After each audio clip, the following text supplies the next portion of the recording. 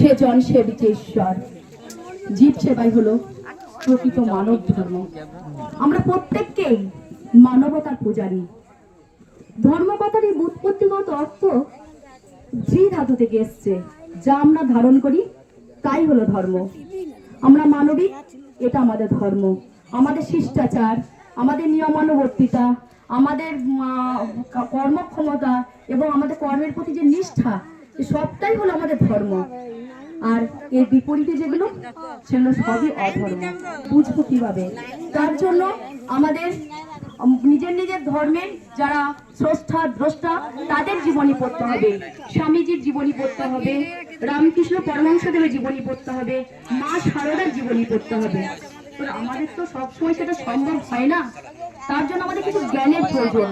সবাই সবকিছু অর্জন করে আসেন না। সেই জন্য প্রতিটা ধর্মে কিছু ধর্মগুরু থাকেন, যাদের কাছে আমরা ধর্ম সম্বন্ধে অর্জন করতে পারি। সেরকম আপনাদের এরা ধার্মিক গুরু, ইনাদের কাছে আপনাদের যেগুলো জানার সেগুলো অবশ্যই জেনে নেবেন। আমরা জানতে আগ্রহী থাকবো, এটাই হলো আমাদের ধর্ম। আমাদের কিন্তু কর্ম নয়। আমরা জানি না তো কি হচ্ছে, আমাদের জানতে হবে। আমাদের ধর্মগুরুদের কাছে আমরা পথ প্রদর্শক।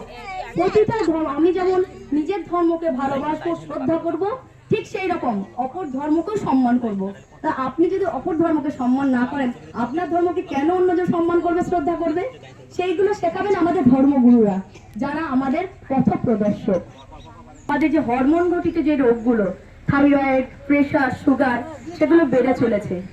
তার একমাত্র কারণ হলো আমাদের চিন্তা ভাবনার পরিবর্তন, আমাদের চাওয়া পাওয়া।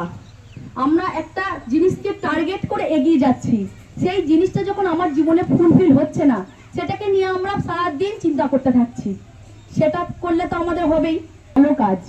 ভালো কাজ মানে যে আমরা এখানে এসেছি, এটাই যে একমাত্র ভালো কাজ তা নয়। আপনার প্রতিবেশী অসুস্থ আছেন, তাকে কুশল বিনিময় করা, তার শরীর কেমন আছে সেটা জিজ্ঞেস করাও আপনার কিন্তু একটা ভালো কাজ। আপনি রাস্তা দিয়ে যাচ্ছেন, একটা পাথর পড়ে আছে, সেটাতে আপনার পায়ে আরেকজনের পায়ে হোঁচট লাগতে পারে, সেটা সরিয়ে দেওয়াও ভালো কাজ। এই ছোট ছোট ভালো কাজগুলো আমরা আমাদের জীবনের মধ্যে যখনই নিয়ে আসবো, তখনই দেখবেন এই বাজে চিন্তাগুলো আমাদের জীবন থেকে সরে যাবে। আমরা যখন একটা অসুস্থ ব্যক্তিকে দেখব, তাকে যদি একটা 5 টাকা যদি একটা বিস্কুট দিয়েও খাওয়ায়, তখন আমাদের কিছু মনে হবে না যে কি দিলাম কি করলাম। কিন্তু রাত্রে যখন শুয়ে থাকবেন, আপনাদের সমস্ত চিন্তাগুলো যখন বাইরে দূর হয়ে যাবে, তখন দেখবেন ওই কথাটা আপনার মনে হবে যে আমি সারাদিনে কি ভালো কাজ করলাম। ঠিক সেই সময় বিজ্ঞান বলছে এই হরমোন ঘটিত রোগগুলো থেকে নিরাময় পাওয়া যায় উইদাউট এনি মেডিসিন। সেটা হলে এরকম টুকরো টুকরো ভালো কাজ।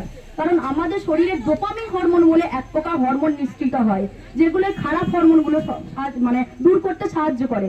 সেই জন্য ছোট ছোট ভালো কাজগুলো আমরা করার চেষ্টা করব। একটা হিন্দু মা সকালে তার আরাধ্যা দেবতার কাছে ঘুম থেকে উঠে চান যে গোটা দেশটা হিন্দু রাষ্ট্রে পরিণত হয়ে যাক? কখনোই চান না। তিনি সেই অন্নতমঙ্গল কাব্যে ঈশ্বরী পাঠনী করুণার্থী, আমার সন্তান যেন থাকে দুধের হাতে। ঠিক একবিংশ শতকে দাঁড়িয়েও আমাদের হিন্দু মহাদেশে একমাত্র সেটাই আর্থী যে আমার সন্তান যেন থাকে দুধের হাতে। ঠিক সেই রকম একটা মুসলিম মাও নামাজে পাঠিতে বসে কখনোই চান না রাতারাতি দেশটা মুসলিম দেশে পরিণত হয়ে যাক, বরং চান শান্তির সঙ্গে, সুন্দরের সঙ্গে আমার সন্তানটা একটা সরকারি চাকরিজীবী করে একটা হালাল রুজির ব্যবস্থা করুক। ঠিক ঘুরে ফিরে সে একই জায়গায় আছে শান্তি। তাহলে ধর্ম আমাদের কিনে দেয়, শান্তি এনে দেয়। এটাই হলো একমাত্র আমাদের জীবন আদর্শ।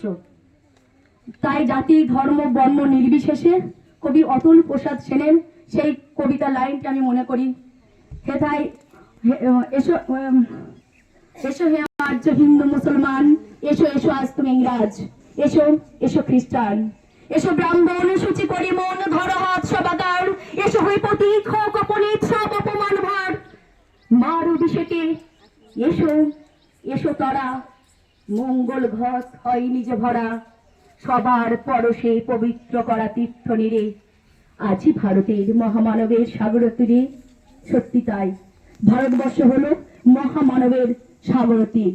তাই আসুন সমস্ত রকম ধর্ম বর্ণ বিদ্বেষ গুছিয়ে আমরা সম্প্রীতির সঙ্গে একাত্ম বোধ হয়ে একটা সুন্দর দেশ গড়ে তুলি, একটা সুন্দর সমাজ গড়ে তুলি।